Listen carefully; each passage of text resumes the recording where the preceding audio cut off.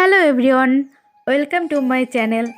আজকে আমি রান্না করব অনেক সহজ এবং মজাদার একটি রেসিপি, ভাত ভাজি। বাসায় বেঁচে যাওয়া অতিরিক্ত ভাত দিয়ে কিভাবে অনেক মজাদার এই ভাত ভাজি তৈরি করা যায়, চলুন তাহলে দেখে নেওয়া যাক। একটি প্যানে পরিমাণ মতো তেল নিয়ে নিচ্ছি।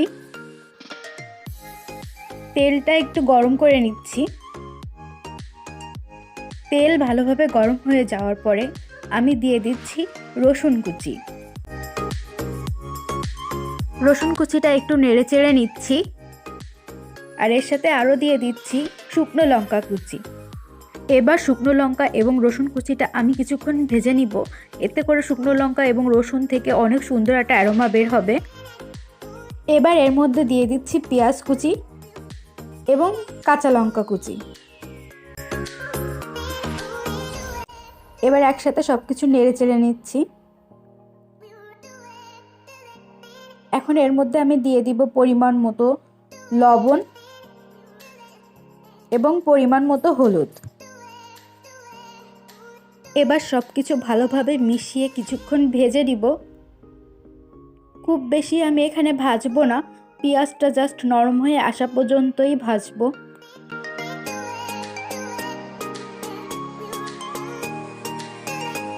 ভাজা হয়ে গিয়েছে। এখন এক সাইডে সব কিছু সরিয়ে আরেক সাইডে আমি অল্প একটু তেল নিয়ে নিচ্ছি। এবার এই তেলে আমি দিয়ে দিচ্ছি 2টা ডিম। এখানে যে যার ইচ্ছা মতো ডিম কম বেশি করে নিতে পারেন।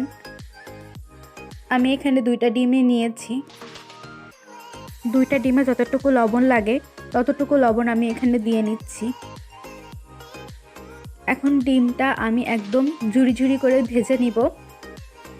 আপনারা চাইলে এর সাথে গাজর, ক্যাপসিকাম, চিলি এবং আপনাদের পছন্দ অনুযায়ী সবজি এখানে অ্যাড করে নিতে পারেন। এ পর্যায়ে সব কিছু একসাথে মিশিয়ে কিছুক্ষণ ভালোভাবে ভেজে নিব।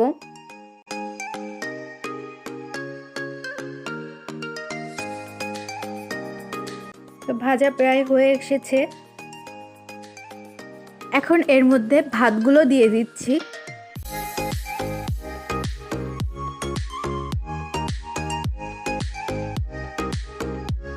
এখন সব কিছু খুব ভালোভাবে মিশিয়ে নিব।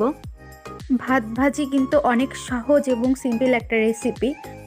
যখন কোনো কিছু রান্না করতে ইচ্ছা করে না, তখন কিন্তু চটজলদি এই রেসিপিটা তৈরি করে নেওয়া যায়, আর খেতেও কিন্তু অনেক মজাদার।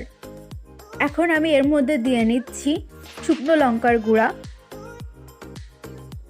যারা ঝাল খুব একটা পছন্দ করেন না তারা এটা স্কিপ করতে পারেন, বা যারা ঝাল পছন্দ করেন তারা যদি শুকনো লঙ্কার গুঁড়া না খেতে চান তাহলে কাঁচা লঙ্কা কুচিটা বেশি করে দিয়ে নিতে পারেন। আমি এখানে শুকনো লঙ্কার গুঁড়াটা দিয়েছি এই জন্যে যাতে ভাতের কালারটা একটু বেশি সুন্দর আসে। এবার খুব ভালোভাবে নেড়ে চেড়ে মিশিয়ে নিচ্ছি। চুলার আঁচ কিন্তু মিডিয়াম হিটে রাখতে হবে, হাই হিটে রাখা যাবে না। এখন আমি এর সাথে কিছুটা সয়া সস অ্যাড করে নিচ্ছি।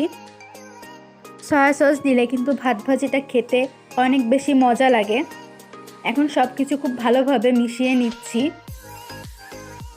যেহেতু সয়া সসে লবণ থাকে এবং ভাজিতেও লবণ দিয়েছি, তাই আমার এখানে আর এক্সট্রা লবণ দেওয়া লাগেনি। আপনারা লবণটা চেক করে নেবেন। ভাত ভাজা প্রায় হয়ে এসেছে। এ পর্যায়ে চুলার আঁচ একদম লো হিটে রেখে 2-3 মিনিট ভেজে নামিয়ে নিতে হবে। ভাত ভাজি কমপ্লিট। দেখুন কত সুন্দর হয়েছে দেখতে, আর খেতেও অনেক সুস্বাদু হয়েছে। আজকের রেসিপিটি আপনাদের কাছে কেমন লাগলো কমেন্টে অবশ্যই জানাবেন। যারা আমার চ্যানেলে নতুন তারা আমার চ্যানেলটিকে সাবস্ক্রাইব করে পাশে থাকা বেল আইকনটি প্রেস করে দেবেন। এতে করে আমি যখনই নতুন কোনো ভিডিও ছাড়ব সেটি সবার আগে আপনার কাছে পৌঁছে যাবে। আর যারা অলরেডি আমার চ্যানেল সাবস্ক্রাইব করেছেন তাদেরকে অসংখ্য ধন্যবাদ। ভালো থাকবেন।